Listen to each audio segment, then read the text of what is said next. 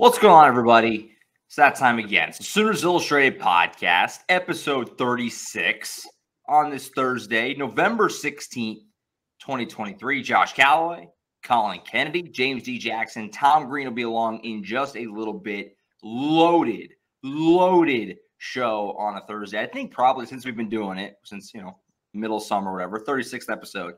This is the most loaded show we've got. We've got so much to talk about. It's a busy time of year. CK, how you feeling, man? Are you ready for this? It's getting into silly season and crazy season a little bit around here.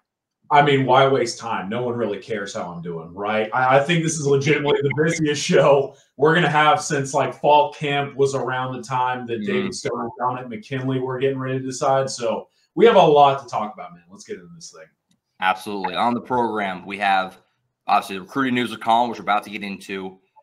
Rumors of Jeff Lebby, maybe as a candidate for an opening. We're getting into that. Texas A&M fired Jimbo Fisher, the fallout, how that affects Oklahoma. Then obviously we're going to preview the BYU game, a little bit of hoops talk, and also the Big 12 kind of dumb. We're going to talk about that as well. Loaded program. But to start, let's get a nice little some good news right off the top before we get into the silly season stuff that I was kind of referencing earlier.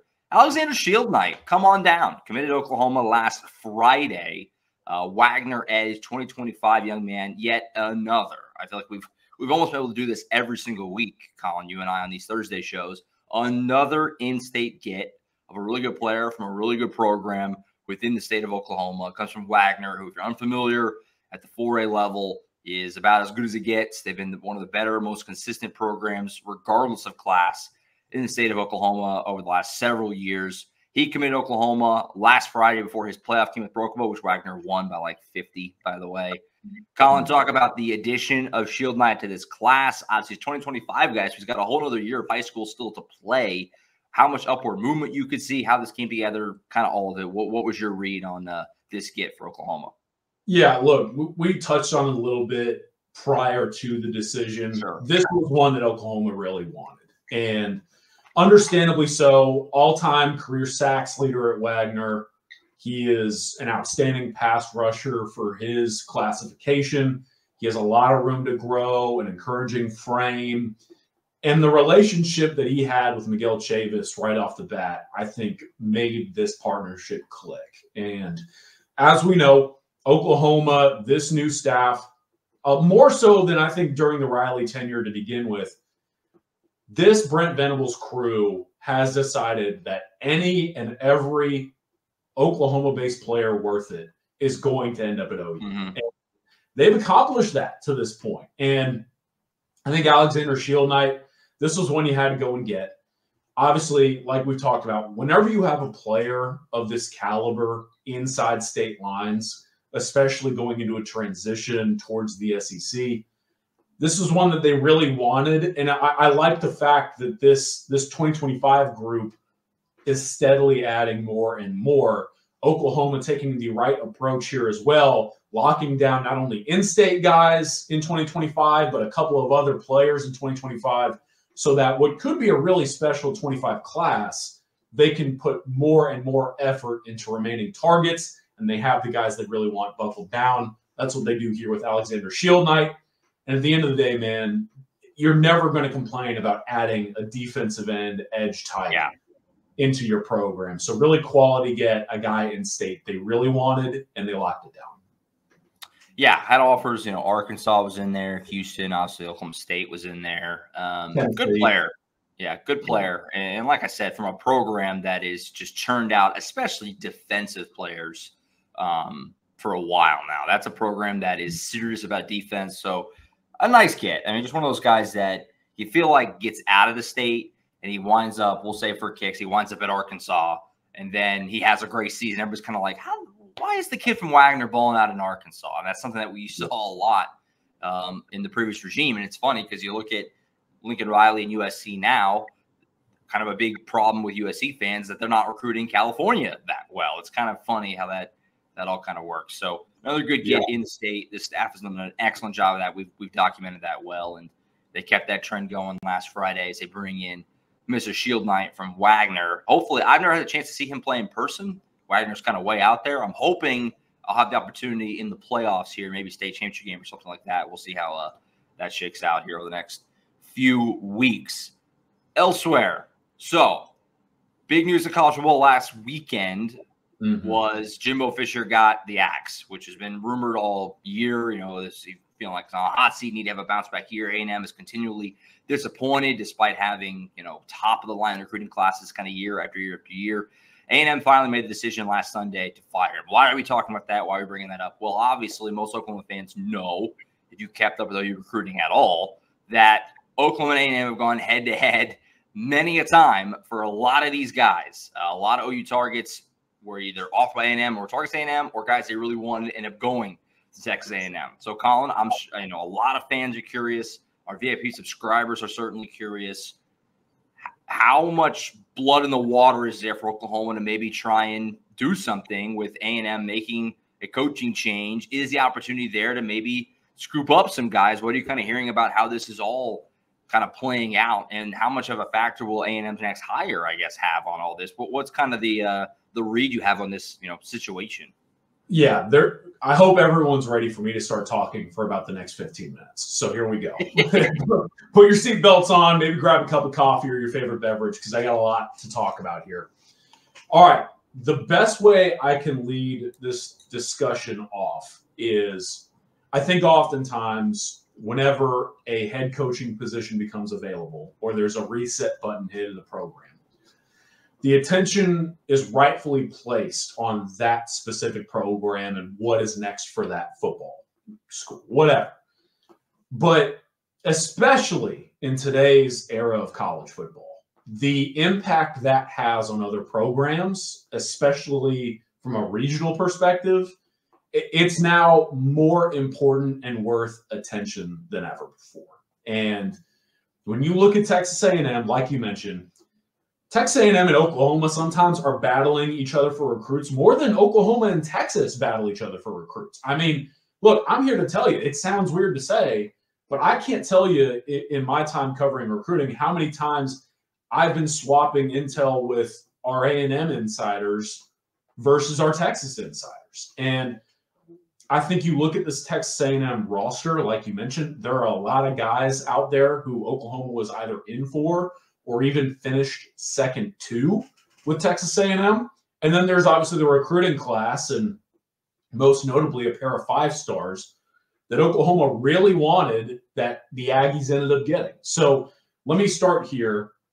I think the initial analysis goes to those recruits, right? Because that's what feels like to the general public the most vulnerable, the guys who are committed to a coach and a program. Now that that's changed, what do those recruits look at?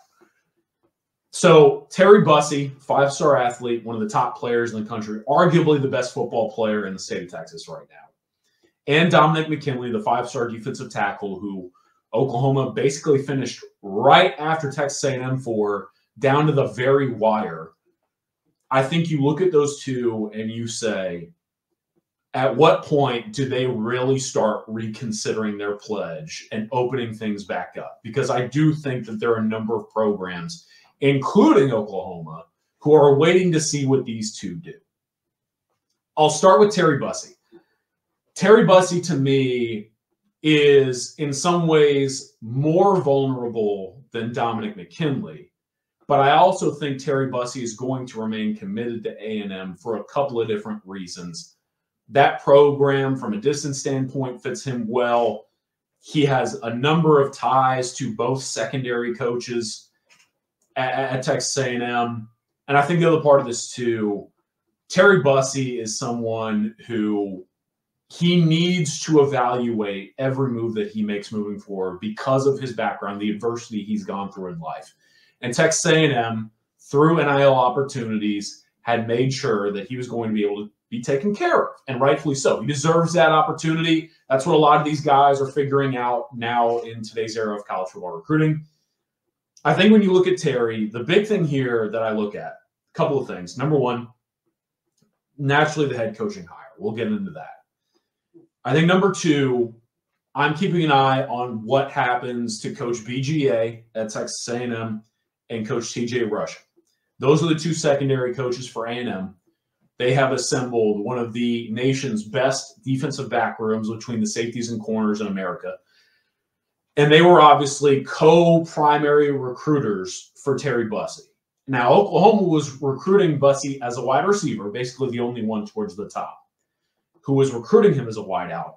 But A&M, between those two, pitched Bussey on the idea of becoming that next elite DB in College Station. What happens with those two, I think, is your first domino to fall. Obviously, the head coaching hire, like I mentioned, we'll discuss how that shapes those two's future and then the recruits. But Terry Bussey's going to keep a close eye on that. I think next thing, what happens with other contenders? I know Oklahoma wants to get back in there.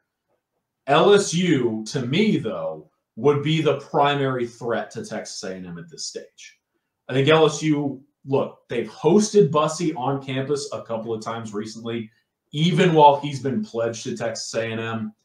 LSU has long been seen in a place that makes a lot of sense for Bussey. I know he really likes it out there in Baton Rouge.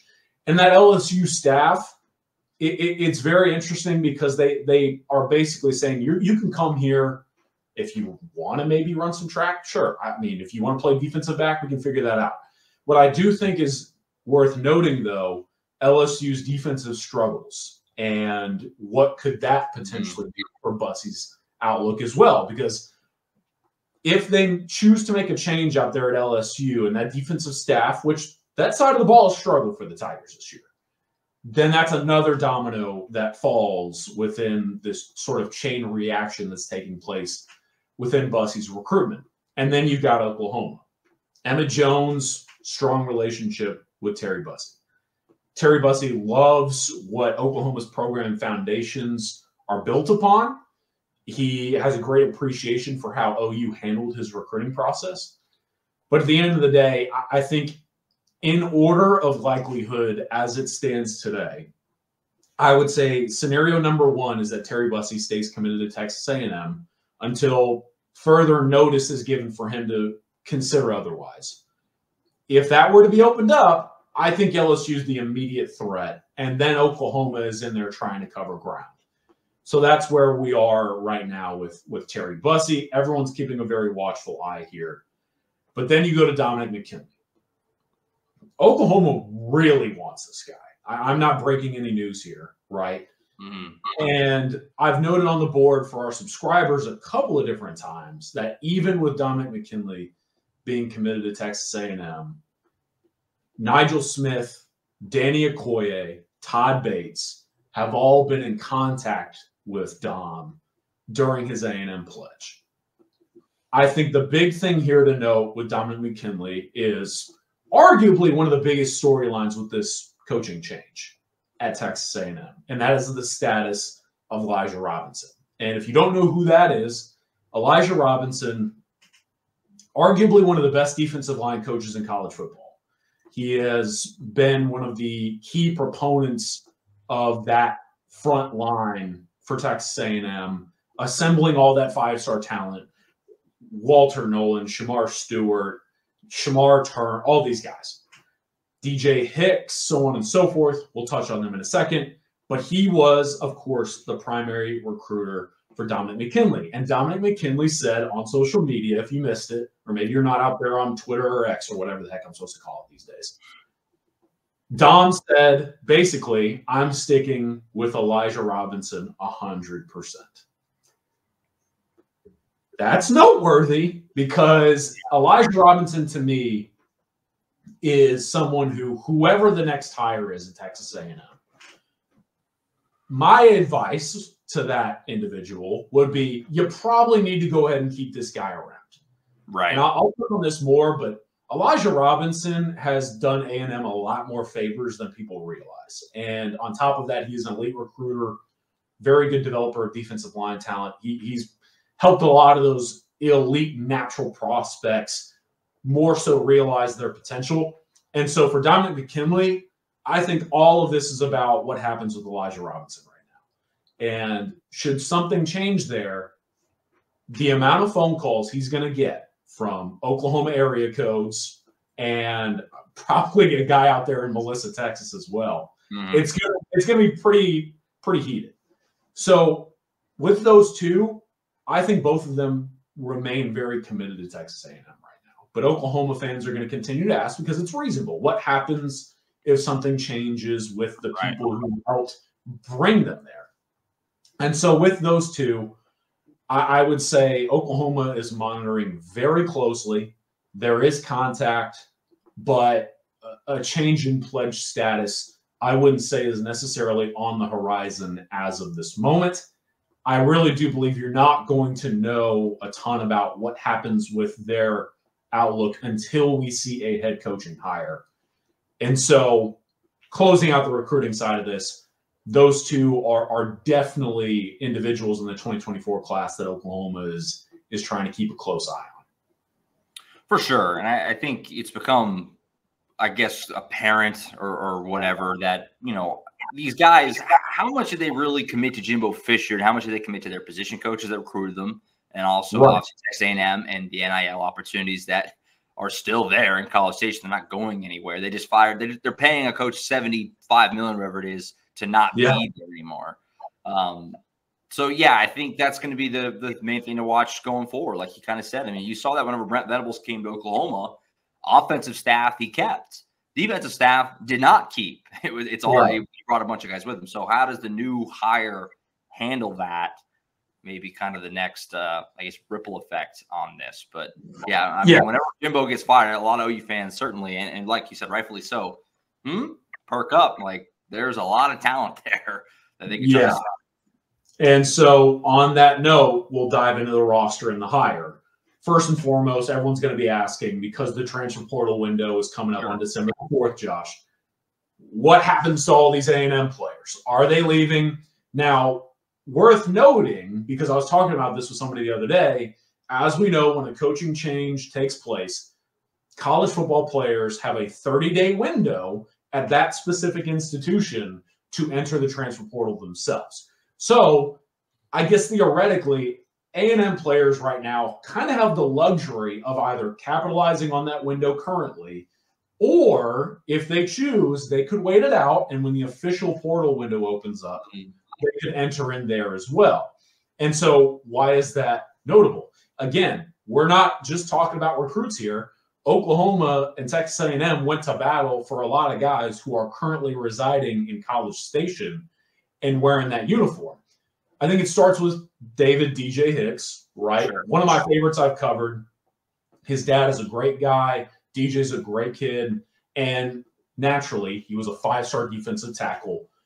The big thing here to note is that David Hicks and DJ Hicks both are not the most wide-spanning individuals. They keep to themselves. I remember I was talking to DJ once, and I was like, so what do you think about your recruiting process? And he was like, well, I haven't really been anywhere outside of like Houston and the state of Arkansas. And I was like, well, that's, first of all, quite the pairing of just like only places you've been. But the thing is the Hicks family's built a lot of their relationships strictly on trust. And when Calvin Thibodeau left Oklahoma after that coaching change, that took a hit for Oklahoma. But Todd Bates, believe it or not, had been recruiting DJ when he was at Clemson. And a lot of people thought behind the scenes, Texas A&M, Oklahoma were up towards the top for DJ, but keep an eye on Clemson because they love Todd Bates. They love Brent Venables, blah, blah, blah, blah, blah. Well, Bates had Oklahoma in position to win the DJ Hicks sweepstakes. And then A&M comes in and backdoors it at the very last second, basically on decision day, and the Aggies went out for the 5-star. I think that if David Hicks, if he enters the portal, I'm firmly in belief at this point that there's someone probably in Oklahoma's program right now holding a cell phone, already typing out the numbers for DJ Hicks's phone. You know what I mean? Like they are waiting for the moment that he can become eligible to take communication. Right. But I think there's another one too, where you got to say, okay, DJ Hicks, it's built on trust. Does this guy trust the future of the program? And I think in some ways, especially if that head coach who comes in A&M keeps Elijah Robinson, I could see a very realistic world where DJ Hicks sticks around. The other name that I'll mention, Gabriel Brownlow-Dindy, another highly rated 5-star type defensive tackle. Oklahoma finished just behind Texas A&M for, I believe back then his dad ended up getting a job in College Station. They had been living out in Florida, but Gabe Dindy's family has a lot of connections, and I believe a lot of family members currently residing in the state of Oklahoma. And so if Gabe Dindy were to enter the portal, I believe that's another guy that would field a lot of phone calls between Oklahoma coaches and his camp. There are other names that we could dive into. We don't have a ton of time on the show, so I'm not going to. But guys like Evan Stewart, naturally, I don't care who you are in college football. The moment Evan Stewart hits the portal, every college football program in America is going to call that guy. Cam Dewberry could be one, so on and so forth. But long story short, it comes down to what happens with the head coaching hire and some of the portal fallout that either does or does not happen because of the stability or lack thereof that's provided. So to close this out real quick, a couple of names and what I think. The name that makes the most sense to me would be Mike Elko. He was there for 3 to 4 seasons at Texas A&M. I talked to a couple former A&M players and alumni that all were kind of like, look, that defense arguably was the best version of itself when Elko was in College Station. He's well respected. He's well liked. And he has a working relationship with a lot of those A&M staffers currently on the job. And so if Elko were to be hired, you have to assume not only does he get a ton of buy-in from donors in the fan base, not only does he provide what A&M needs with this hire, which is a program manager, but he probably comes in and keeps a lot of those staffers around. I don't want to assume much, but I think Elko knows the working dynamics in that building, and the people who are worth keeping, he would at least entertain to keep. From there, I think Jeff Traylor at UTSA makes a ton of sense. I think Jeff Traylor. So quick story why I mentioned Elijah Robinson. I go to the Texas High School Coaches Association convention every year. It's usually in San Antonio, but this past year it was in Houston. And why is that notable, Josh? Well, it was maybe a couple of days before SEC Media Days. Yeah. But head coaches fly in and give lectures or do some press conferences and grease the palms of a lot of high school coaches. Well, Mike Roach, my guy, a national recruiting analyst for us, we go together every year, and he wrote about this at 24/7 Sports. Almost every single head coach at the collegiate level in the state of Texas showed up this year for the coaches convention, except Jimbo Fisher. Go beyond that. Head coaches beyond the state of Texas at the collegiate level, like Shane Beamer, Mac Brown, so on and so forth. Gary Kubiak showed up to this thing. Like, this is a big deal. Yeah. And Jimbo Fisher didn't show. I'll take it a step further. Greg Sankey showed up to the Texas High School Coaches Association convention. The commissioner of the Southeastern Conference showed up at the High School Coaches Association convention a day or two before SEC Media Days. You think the SEC commissioner wanted to be there? Right. Maybe. But he showed up. When Jimbo Fisher didn't, Josh, like, I'm here to tell you right now, you could feel the tension. It just was not a good look. And there were people that were, quite frankly, not that happy. Mm-hmm. And I think Jimbo Fisher, as Mike Roach mentioned, he hadn't necessarily built the strongest of bonds with a lot of folks in the state of Texas. Well, Jeff Traylor, he is going to give you that. Elijah Robinson went with TJ Rushing to the convention in place of Jimbo Fisher. Not only will Jeff Traylor show up every single year and give you an immediate boost, and I'm not sitting here acting like recruiting is a problem for A&M, right? But Jeff Traylor knows how to build a program, knows how to maintain a program, and he gives you an even greater positive light and perception in this region. And I think Jeff Traylor would consider keeping guys around. I think he would add some very valuable additions that would boost you in state. And so if Jeff Traylor walks into College Station with that job, I think Oklahoma is really sweating, because that's a guy that's tough to go toe-to-toe with in this area. And Jeff Traylor, he's just a really likable guy. He throws parties whenever the coaching convention is in San Antonio, rents out entire barbecue joints. Like, the guy's awesome. So he would be an excellent candidate. And then to close it out, another guy that I think is going to get a lot of run here is Glenn Schumann, the defensive coordinator, early 30s type guy at Georgia. A lot of people want their Kirby Smart disciple. Like, that's the new thing in college football. Whoever is working with Kirby Smart, give him to me. And then Dan Lanning went and did what he's doing at Oregon. Sure. And now it's even more of like I have to have a Kirby Smart disciple, similar to what we're seeing with the Shanahans, the McVays, the McDaniels in the NFL. I think Glenn Schumann, if he gets hired at Texas A&M, that's a great hire for them. But I also would believe that a first-time head coach in his early 30s, taking his first major job, would hire a lot of people he knows and trusts, and rightfully so. But that could stir up a lot of turnover, right? So these are the things you have to think about, because depending on who the hire is and then the trickle-down effect like we're talking about, that creates a lot of movement that you could potentially be involved in if you're Oklahoma or other regional programs. So that's just everything that's going on right now, and I think it's everything that people are considering behind the scenes as we wait to find out who takes the next head coaching job at Texas A&M. Yeah, it's a massive hire, obviously, just for its impact on college football. I mean, I know Texas A&M hasn't had the success that they would like, certainly, but with what they can do on the recruiting side and just their amount of resources out there, the money they can throw around, like I said, they're paying Jimbo Fisher close to $80 million not to be there anymore. There's, it's a major impact on the sport in general, whichever direction that they go. And we'll see. It feels like A&M always likes the splashy hire, whereas maybe somebody like Mike Elko would probably be the smartest hire. But we'll see. We'll see. It's going to be fun one or another. Obviously, the names that have been floated around have been wild so far. Yeah. So it's been crazy already.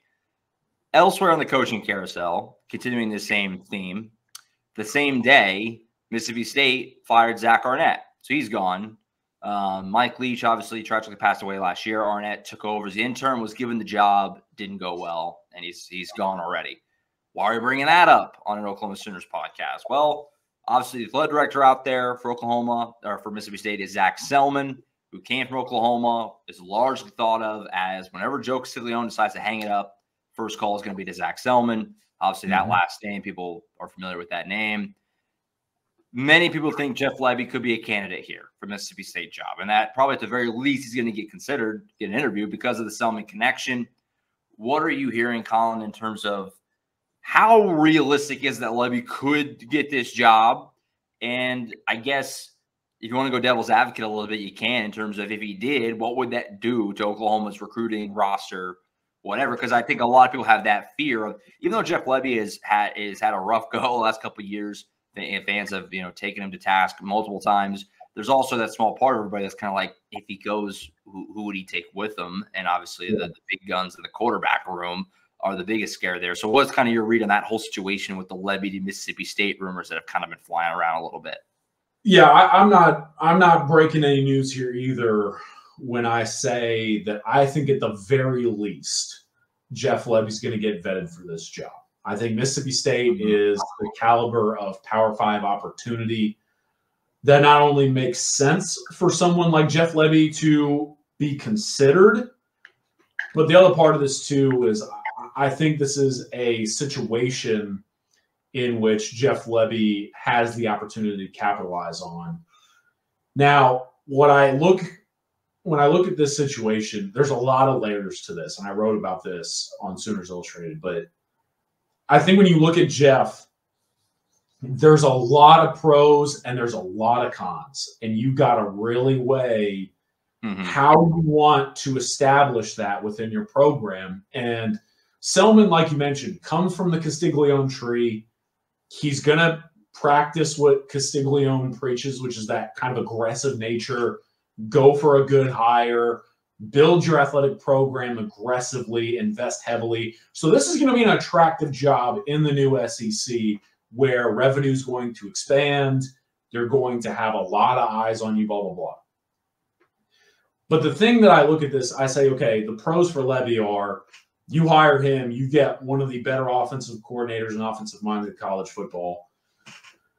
You're going to bring in a guy who has familiarity with the Southeast. Obviously, Jeff Lebby was at UCF. He was at Ole Miss in the state of Mississippi. So there's familiarity there, and you know that the guy can run a system that's going to produce no matter who's there. But there are very real cons if you're Mississippi State. Now, I'm not going to dive into all those. I think a lot of people know the varying levels of cons that are carried by hiring someone like Jeff.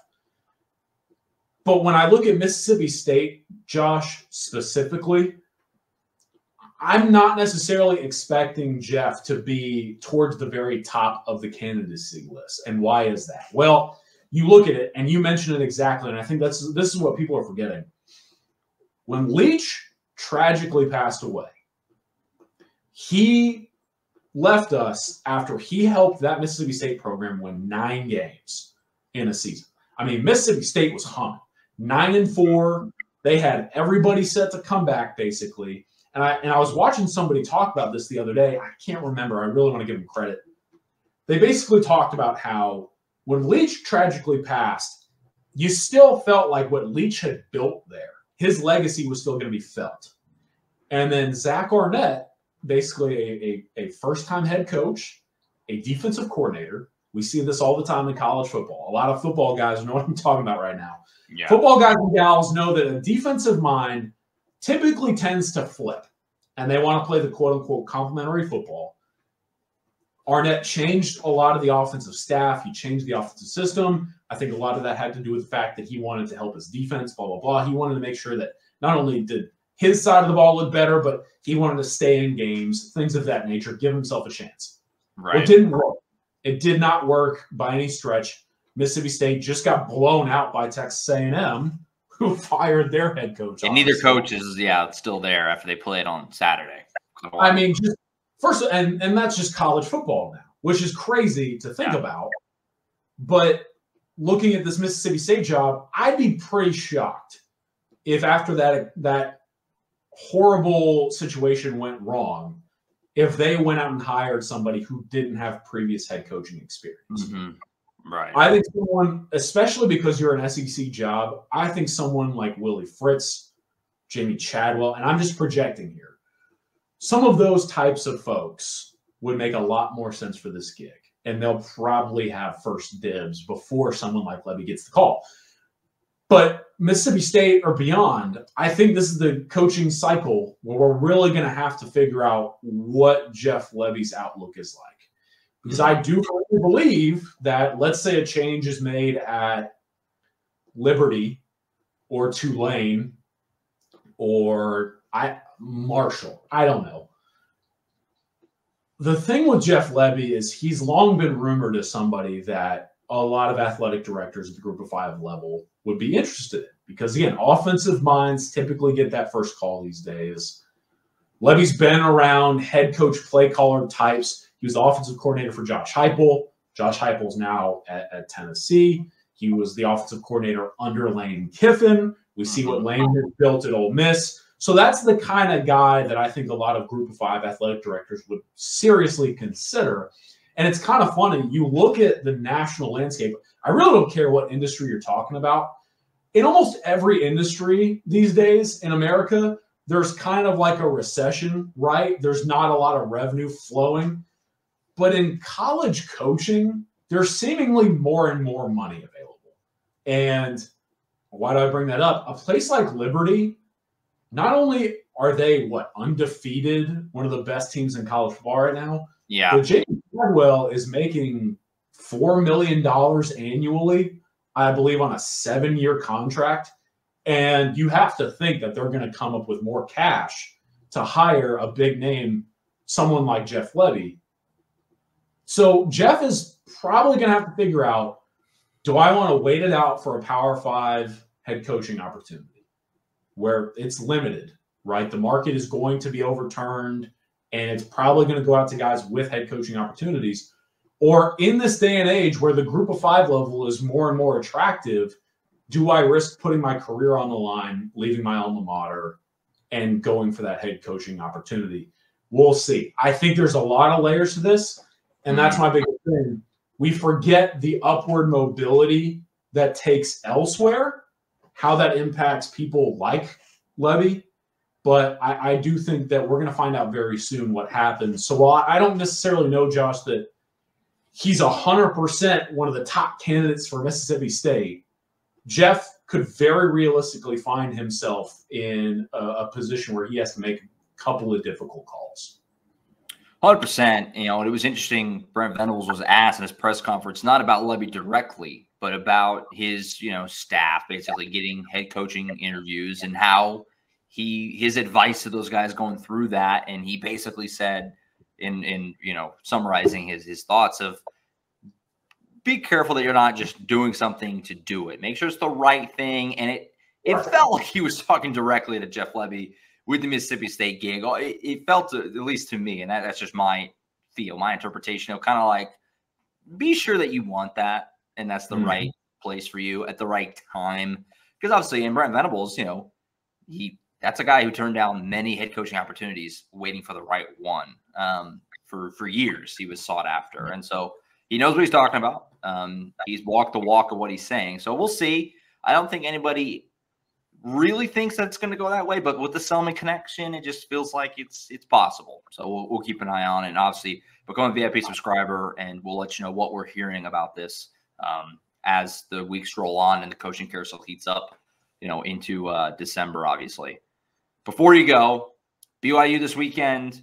Tom and I are hopping on a plane tomorrow morning, getting out to Salt Lake City, getting out to Utah. Thoughts on this game real quick on the way out here, and prediction for you as the Sooners. They're heavy favorites. BYU hasn't had a great season, first year in the Big 12. They've got shellacked last week at home by Iowa State. It's a 10 a.m. local kick, which is bizarre. What are some thoughts for you on this game, and what's your score prediction for Saturday? So much about this game is just like, bleh. A 10 a.m. kick, like it should be an electric mountain setting type of atmosphere. BYU, a proud program, and yet here we are. The Cougars just aren't very good. It's hard to transition to Power 5. Yeah, correct. And they've also dealt with a very notable injury at quarterback. Now, Keaton Slovis coming back. I think it's noteworthy. Do I think last I looked, the spread went up from 24 to 24.5 in favor of Oklahoma? Do I think that Keaton Slovis changes that all that much? Vegas is telling you they don't care. They'll boost it up a half a point. So I think this is a very realistic opportunity for Oklahoma to either continue to keep the ball rolling or slip back into some head-scratching ways. But sure, I tend to lean on the side of the equation that indicates Oklahoma keeps things rolling. They've got to keep going out and getting statement wins. They got to secure victories if they have any hopes of getting to Arlington and getting to a big bowl game. So I'm going to say Oklahoma goes and wins it out at BYU. I'm going to say 45-17, Josh.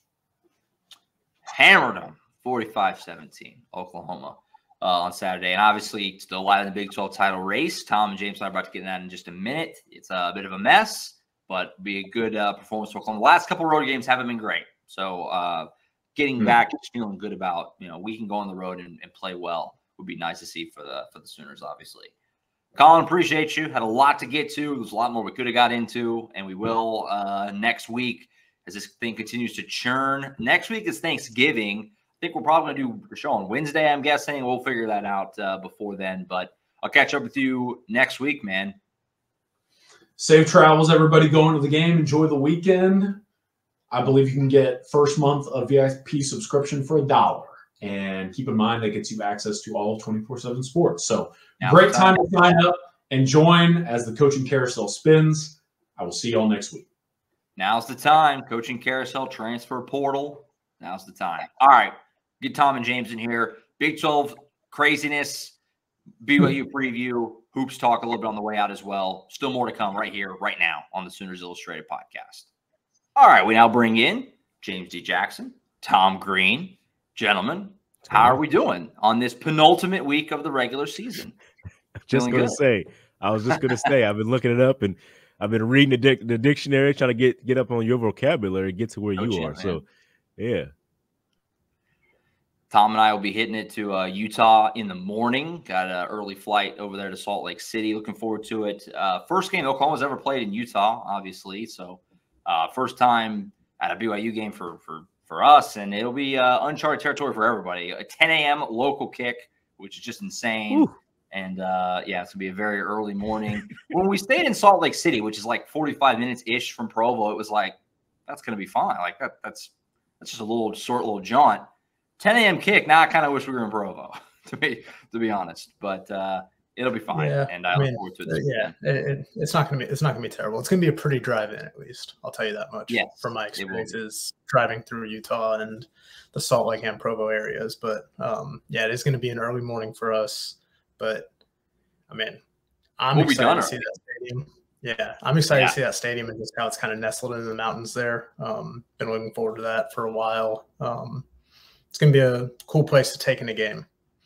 Yeah, looks cool on TV and stuff, and so I'm excited to get there as well. And we'll see how the Sooners do this weekend to try to keep the positive momentum rolling after flattening West Virginia. And also, we're going to preview the game a little bit here on the back half of the show. First, though, let's get out of the way, I guess.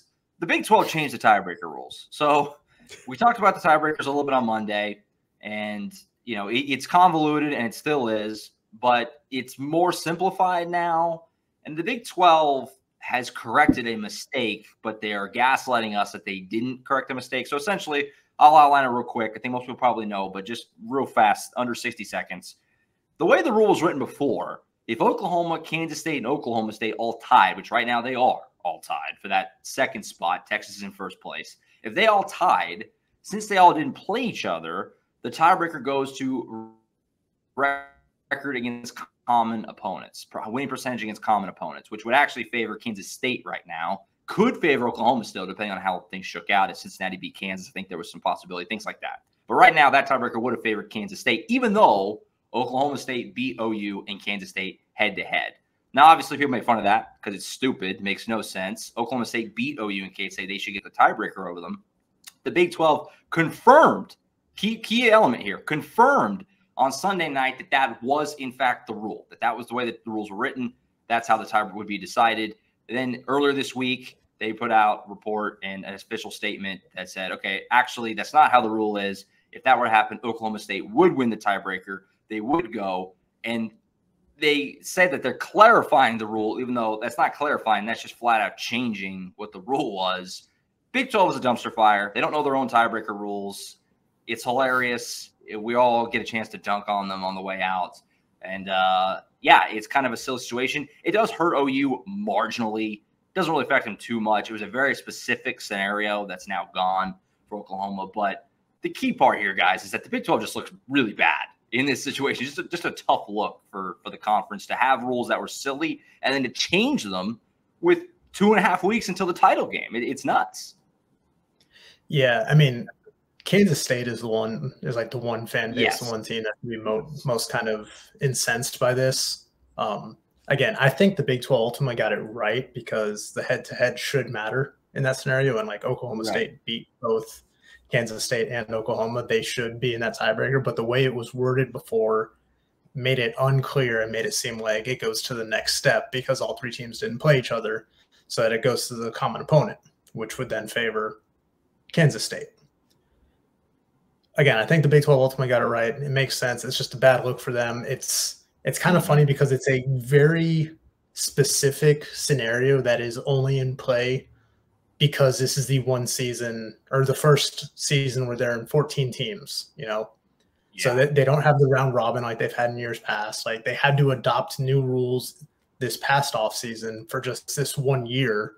And someone didn't proofread well enough. Someone they need a good editor because it was just word salad the way you're trying to read what the actual tiebreakers were set up as. So it's very hard to figure out. I know a lot of people have been trying to sort through it, especially these last few days after Oklahoma State lost to UCF.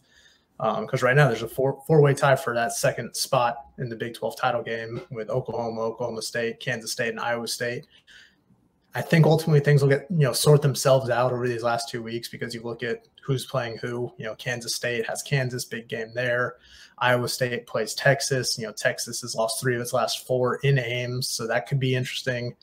Oklahoma obviously has BYU and TCU. Oklahoma State has Houston and BYU. I think things will get sorted out, and we won't all be trying to pull out our abacuses or whatever. Is that even the plural of abacus? I don't know, but we won't be pulling out the side. We're trying to figure this out. I think things will figure themselves out, and it'll be a little bit more clear after Saturday. See, that's exactly what I said last time we talked about this. I mean, it's just the Big 12 hasn't had this situation before because they haven't had to deal with not everybody playing everybody, and it's a very bad look, because you're a big conference. You're a Power 5 conference at that. You got to know all the rules. I mean, you could borrow this type of stuff from the other conferences like SEC. I mean, they don't play everybody every year. Like, you got to figure that all out beforehand. So it's bad to come in now and change it, even though it's the right call. It is the right call. I'll give them that. But it's just bad now, because when you set rules, the rules are supposed to be set for that season. So there's a world where I could see that they would play it out just because they already messed up. But I mean, I'm glad they got it right overall. I mean, if you're Kansas State, do you really want to get in that way, knowing that you lost? Would you really want to get in that way? Even I don't know. I don't know. As a competitor, I don't think you would want to, just because of the way you get in. But there's money on the line with football, so maybe there's a difference there. But as a competitor, I don't know. I want to get in if I earned it all the way. But at least the Big 12 went back and got it right, and we'll see what happens.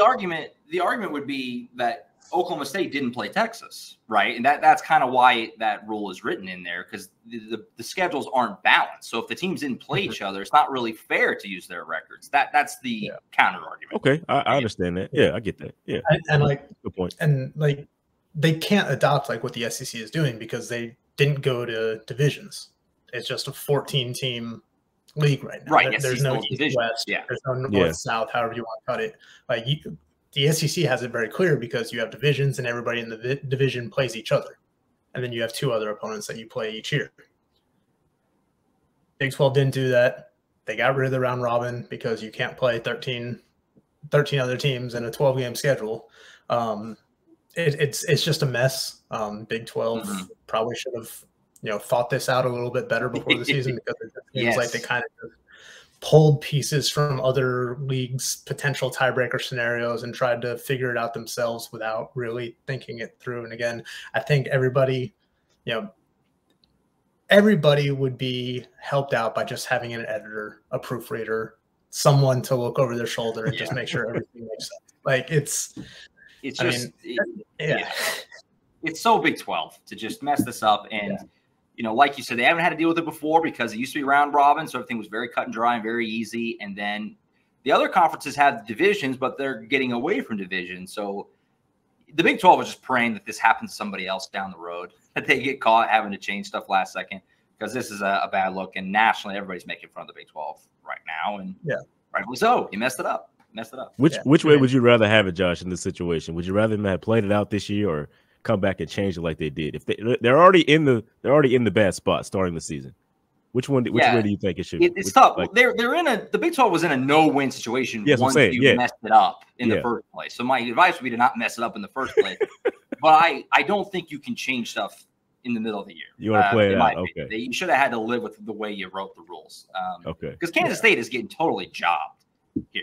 I mean, they went from controlling their own destiny essentially, with 2 games left to get the Big 12 title game, to they don't, through no fault of their own, just by the office saying, this is silly, let's change it. Like that, I don't like that.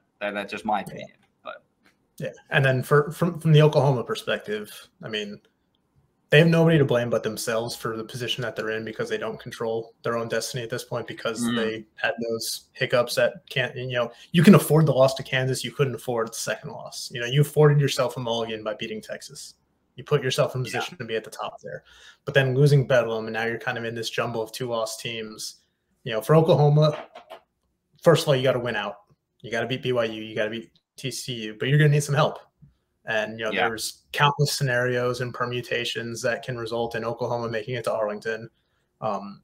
I get my eyes glaze over and I just get dizzy trying to figure out all the possibilities. But there's a couple specific results that will help Oklahoma along with winning out, and that is Iowa State beating Texas, because then you own the head-to-head tiebreaker with Texas, and whatever scenario that plays out, and another Oklahoma State loss to either Houston or BYU, however unlikely that is. But if Oklahoma State looks anything like it did last week against UCF, anything could happen. I think my favorite, we talked to a couple players about it this week. We talked to Brent Venables about it this week. They're not paying attention to the tiebreaker scenarios, but McCade Matoyer was like, they told us there's some like 10,000 different possibilities because of just how many teams there are grouped there. I went to Cal, but math's not my strong point. Yeah, it's a mess. I haven't asked a ton. What needs to happen, and there's a million things that could happen. The important thing to note is that it's not far-fetched. There's a million scenarios, but Oklahoma only needs like a couple of things. The most direct and obvious, like Tom referenced, is Texas to lose a game. If Texas loses to Iowa State, say this weekend, and it's a four-way tie for 2 spots. Yeah, OU, OSU, Kansas State, and whoever else I'm leaving out, Texas. If they all tied for 2 spots, Oklahoma's going to get in that group. That's the important thing to note if you're an Oklahoma fan. So just root for people to lose. Root for Oklahoma State to lose, root for Texas to lose, root for Kansas State to lose. If teams just start to lose around you, you'll be fine. And we'll be able to reevaluate and have a much better idea next week after this weekend's games, obviously. Yeah. It's weird because I think if Texas loses to Iowa State specifically, it benefits Oklahoma. But if Texas beats Iowa State but loses to Texas Tech, it doesn't necessarily if Texas beats Iowa State but loses to Texas Tech, I think Oklahoma needs another result on top of that to be able to make it in somehow. It's really convoluted. Things will become a little bit more clear after this weekend. We'll have a little bit more clarity Sunday morning or Saturday night even. So we'll see how things play out. As Dylan Gabriel said, if I know anything about college football, crazy stuff happens. Crazy stuff's going to happen. It'll take care of itself. Josh, let's just be happy that there's an actual championship game now, because it could have been a lot worse if they're in the situation. Back in the day when it's just whoever. Yeah, no kidding. If Oklahoma or Texas wins this thing in Arlington in a couple weeks, the SEC chants will be deafening. That's my main takeaway, because the Big 12 has just bungled this horribly. All right, so we got that out of the way. BYU's up next on Saturday, like we said, in Provo. Early kick, 11 a.m. here, 10 a.m. there. BYU is not very good. They're 5-5, but they have some rough results. They just got absolutely smashed by Iowa State last weekend in Provo. That was a night game. I was watching that in the press box after our game because it was a late 3 straight 30-point losses. Yeah, and TCU beat them really bad. It's been rough, and I got into the stats a little bit because I'm looking at the numbers. What do they do well? They don't really do anything well. It's kind of all bad. Like, they are offensively, they are in the bottom half of basically every major stat. Defensively, they are in the bottom half of basically every major stat. They are dead last, number 130 in team sacks. They have only 9, so they average less than 1 a game. They don't have a lot going for them. Now, they do have 5 wins. They have home crowd. They do have some players that are of note. But overall, Oklahoma's a big favorite here, and they should be. What are your guys' kind of just initial read on this game? Oklahoma should win this game pretty comfortably. If it's close in the fourth quarter, something went wrong. So we'll see what happens when the Bullets start flying. But Oklahoma's a pretty hefty favorite here for a good reason. Mm-hmm. Yeah, what I thought was interesting this week was when we talked to Brent Venables, and he said he kind of sees some of 2022 Oklahoma in this 2023 BYU team. Yeah. They've struggled in some close games. They've had 5 games decided by 2 touchdowns or less. They're 4-1 of those, but I mean, they've just kind of crumbled down the stretch here this season. Like I mentioned, 3 straight losses by 30 points. Scoring defense, not great.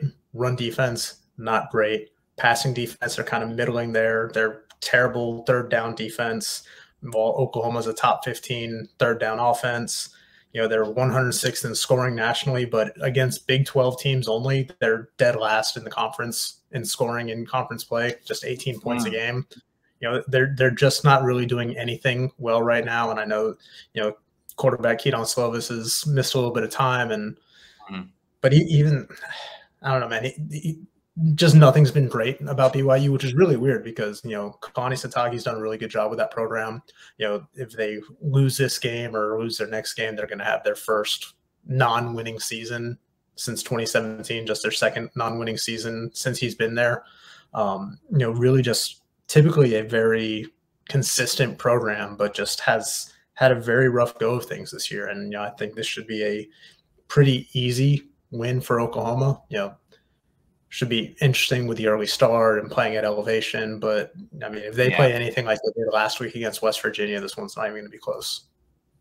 Yeah, and it kind of goes back to when Brent Venables told us, like, when you join a new conference, it just takes those growing pains, trying to figure out how all these teams play. And I think that played a part into why BYU has been struggling, and also the injuries that they've had. I mean, OU's seen that type of injury situation last year, just your quarterback going down and things like that. It makes it a lot harder to try to figure things out in a new situation. So I don't think it's bad for the BYU head coach here in this first year. Now, if it happened again next year, then there's some time to start talking. But I don't know. I think they're all right now, but OU should definitely win very big in this one. I'm still trying to figure out how wide of a spread do I want to go with my score, because if OU plays like they played last week, I mean, this is going to be over pretty quickly.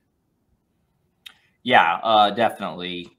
Looking at BYU, I mentioned they're very low statistically, basically everything. Obviously, Jeff Lebby's coming off this great game. The offense looked fixed, for lack of a better word, for at least a week. They ran the ball, they threw the ball, everything went well. I mentioned BYU, they're dead last in the country in sacks.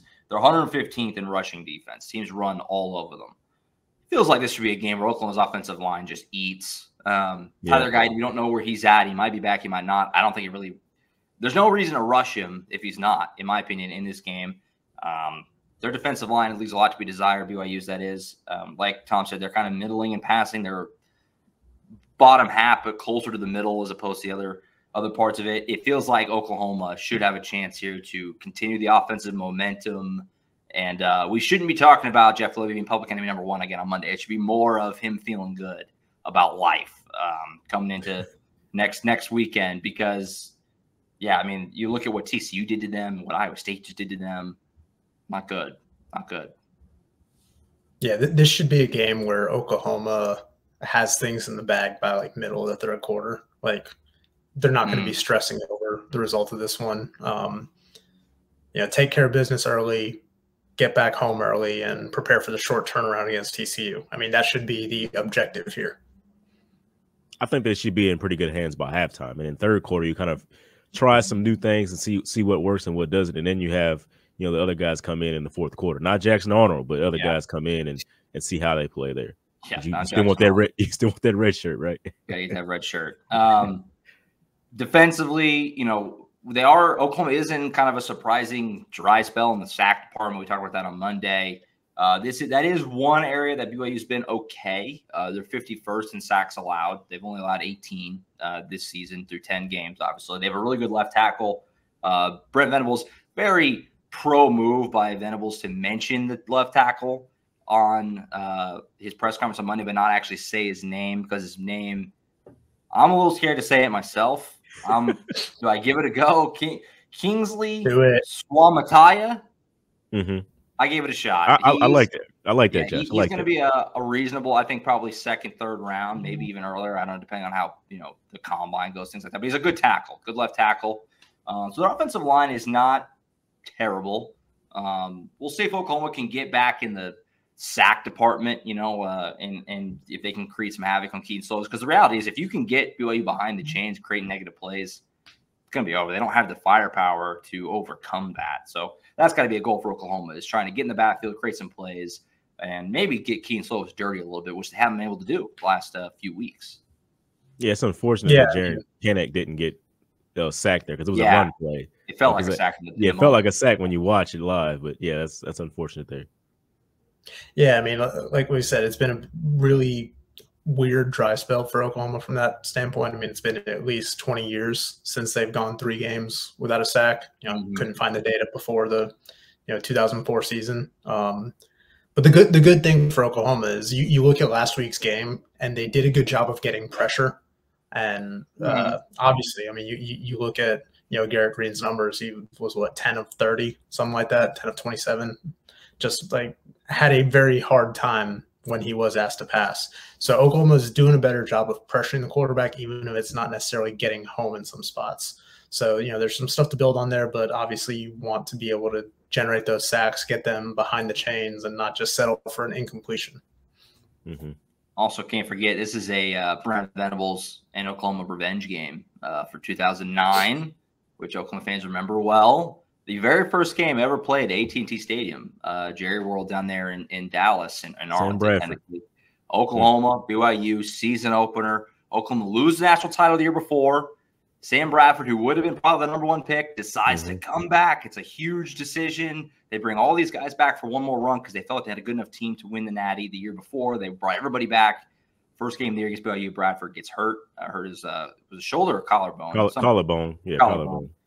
And pretty much just derailed that season. They had to go with freshman Landry Jones, obviously, the rest of the year. Sam Bradford tried to come back against Texas, didn't go well. And they lost that game. So Oklahoma fans, it's 14 years ago. There's almost nobody the same. Brent Venables was there, though. And Oklahoma fans don't forget stuff like that. And so they'll be looking forward to, hopefully, a chance to exercise some demons against BYU this weekend in Utah. I was going to say, it's an interesting game for Dillon Gabriel, too. He's been out there before, right? No, he played them in a bowl game. Not there. Played them in a bowl. Okay. Played them in a bowl game while he was at UCF. But I think that was during the COVID season in 2020.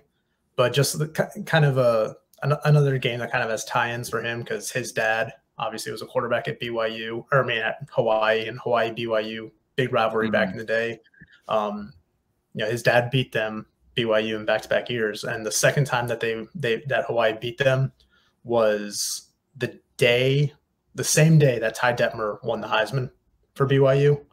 So kind of BYU kind of at this program high, and then Dillon Gabriel's dad leads Hawaii and kind of brings them back down to earth. So the heck are they doing playing on the Heisman Day?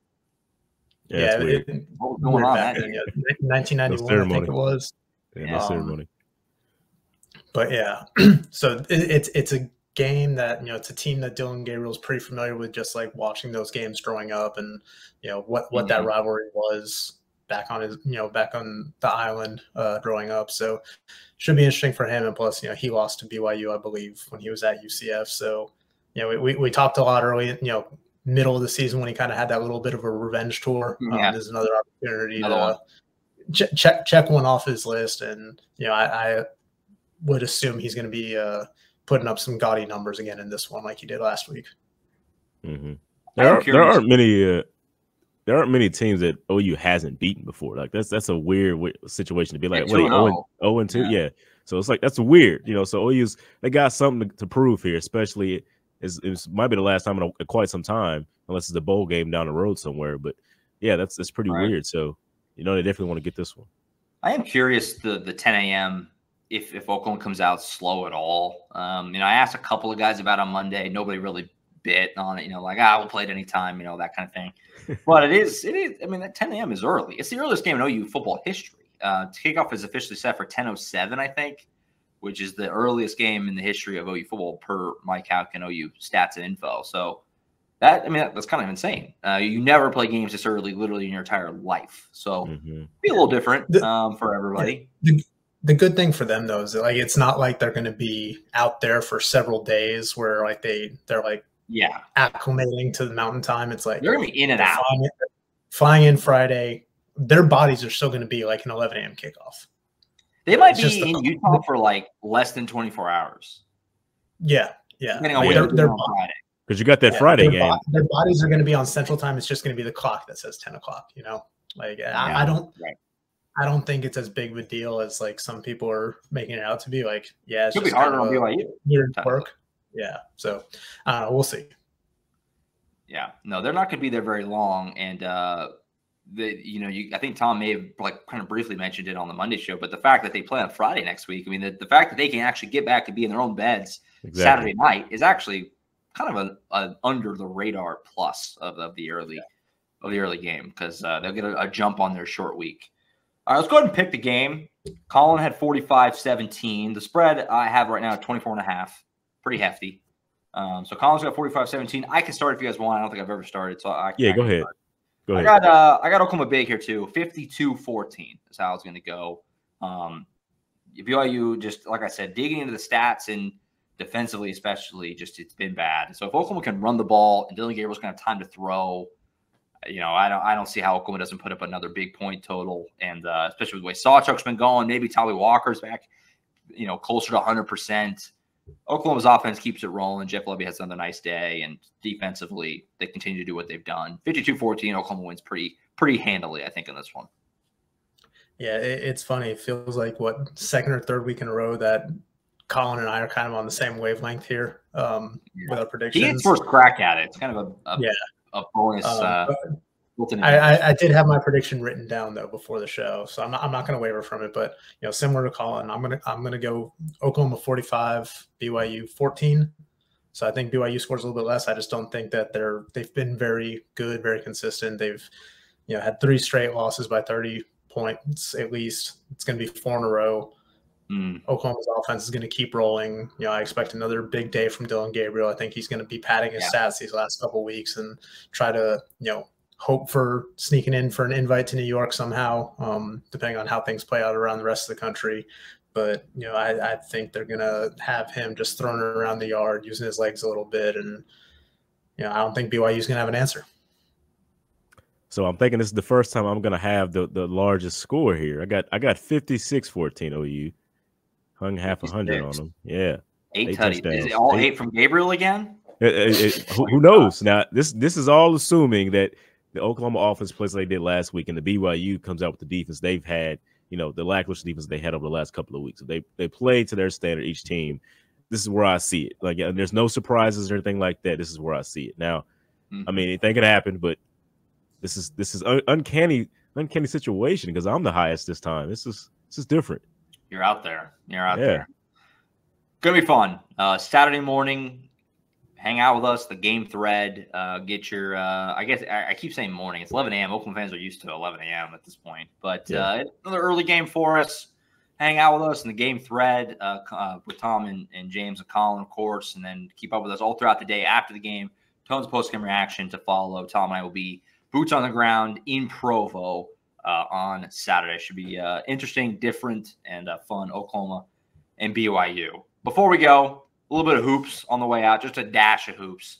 Both teams are off to great starts. The women are 4-0. James, last time we talked about them, they went to Oxford and beat top 15 Ole Miss, and then had a couple of blowout wins at home. Good start for Jenny B's squad. We weren't really sure what to expect with all the players gone, but so far so good. They look the same. There was you had no idea what to expect because there's so many different players that came in, and you had to replace such a big trio. So I mean, now that OU's like 4-0, they got into their top 25 team now. I mean, you got that to go in during this non-conference schedule, which is a pretty tough non-conference schedule when you look at it and how they schedule and things like that. So the OU's team's been playing really good. Peyton Verhulst coming over, that was a big addition. She came over from Louisville, and she had over 30 points in their game in game 3, and then Skylar Vann just in their last game surpassed over 1,000 points. I mean, not a lot of OU players have done that, so they're doing really good right now. They're playing really well, and it looks like they're all clicking, and that's the good part. They're clicking early, and it's looking really good. Fun team to watch. Under Jenny B, they play fast, score a lot of points. They put up 103 on Oral Roberts, and then 92. Yesterday in the field trip game. They play a fun brand of basketball. They play at Virginia on Sunday, so another nice non-conference game on the road. Virginia's not ranked, but they're off to a 3-0 start in the ACC, so that should be another fun game on Sunday afternoon. As for the men, great start for them as well, 3-0. Now, basically the way I would characterize it for the men so far, Tom, they've played 3 bad teams, but they've just beat the snot out of all 3 of them. Like, it's just been annihilation so far. Yeah. Last year's team just wasn't capable of that. They didn't play the right brand of basketball. They didn't play fast enough. Didn't have enough speed, athleticism, that sort of thing to really run away from teams the way they have. So far, so good. It's 3 games against bad teams, but you can't really ask for much more than what they've done. Good start for Moser's group. I'm excited to see them play some better teams here coming up. Yeah, like you said, they have not played anybody really good. I mean, the best team they've played was Texas State the other night, and I think they're like 202nd in Ken Palm right now. While Central Michigan is down at 315, and Mississippi Valley State was like the worst team in Ken Palm. So it's been 3 blowouts, 30+ point wins. They've been handling their business They've looked good. It's a more aesthetically pleasing brand of basketball so far. Yes. Again, I want to see how that, translates against better competition. We'll see that next week when they're in San Diego. They play Iowa. But right now things are going good. They're up to number 30 in KenPom. They're looking good. Their big men are contributing really well, between Sam Godwin and John Hughley, the fourth coming in from Pitt. Otega always off to an incredible start. I've been impressed so far with the early returns from this team that we kind of just didn't know what to expect with so many new faces. And, we had Porter tell us, throughout the offseason, like, hey, we're going to play faster. It's going to be, a more up-tempo pace where we've got the athletes to do that. And so far, that's what we've seen. Yeah. Now, yeah. Go ahead, James. I want to jump back to women's just real fast because I talked about Peyton Verhulst just like quickly. Now I got to see her in high school because she's from Kansas and their team came down to a Moore tournament. They're a very good Kansas team and they were always one of the top teams in that tournament. So got to cover her a lot. Her family all followed me on social media and things like that. So just trying to figure out what was going on down there. And she's just been incredible, an All-American. And I know I asked her about, when you were down here, did Oklahoma ever cross your mind as a school you'd be at? And she said, not really, no. But I always loved Jenny B. That was who I really loved. And when I heard that she got the job at OU, she was like, I'm actually interested in that. So that explains why the Louisville transfer happened, because she was really big on Jenny B and wanted to play for her. Just the previous school that Jenny B was at, which just wasn't big enough for Peyton to go to. But now that she's at Oklahoma, she got to fit right in and got to be a starter. And it just looked pretty good getting that transfer for OU. Yeah. As far as the men goes, like Tom was saying, the big men, that's clearly the most settled that the fives have been, I think, in at least under Porter. Hughley and Godwin, they both didn't miss a shot the other night. They both made all their free throws. They just have a presence in the paint on the glass, which they have not had. And the fact that you can have those two guys cover probably pretty much all of a 40-minute game when you get into Big 12 play is a huge upgrade from what it's been before. And it's funny because, talking to Porter in the summer and before the season, he talked about how much faster they were going to play and the tempo. I kind of was like, I'll believe it when I see it kind of thing, because under Porter, it's been very slow. Every possession is like a set play, and they're checking, and it's been hard to watch sometimes. And this year, it hasn't been like that. They've got out and they've run, and they get a lot of easy buckets in transition. And it's been fun to watch so far. And it'll be interesting to see when they play better teams. It's not going to happen this week. They play UT Rio Grande Valley on Friday night. We won't be there because we're going to be in Utah. But then next week, like Tom referenced, they play in California. They play Iowa on Thanksgiving Day. And then they play either Seton Hall or USC on Black Friday. So a chance to see them play some better teams. And we'll see how that goes. And obviously in December, they got some doozies coming up in December. Providence, Arkansas, North Carolina, in December. So some big games coming up for these guys. We'll find out how good they are in due time. But so far, so good. Can't really ask for much more through these first few games. I think that's it. It was a loaded show. We had a ton to get to. I think we hit everything pretty well. Keep up with us, Oklahoma.247sports.com. A lot of coverage coming up leading up to this game in Utah on Saturday. And, of course, like I said, coming out of it afterward from, obviously, James, Tom, and Collin, myself as well on Sunday and on the YouTube channel. Keep up full reaction from us, Brent Venables, Dylan Gabriel, Jeff Lebby, other players, things like that. Become a VIP subscriber, get all the intel on your team as we get into portal season and things like that. We documented with Collin earlier. Think that's it. We'll be back on Monday to recap it all, Oklahoma and BYU, and get you ready for the final week of the regular season next week. We'll talk to you guys then. For Collin Kennedy earlier, Tom Green, James D. Jackson, I'm Josh Callaway. We'll see you guys Monday for the next edition of the Sooners Illustrated podcast. See you.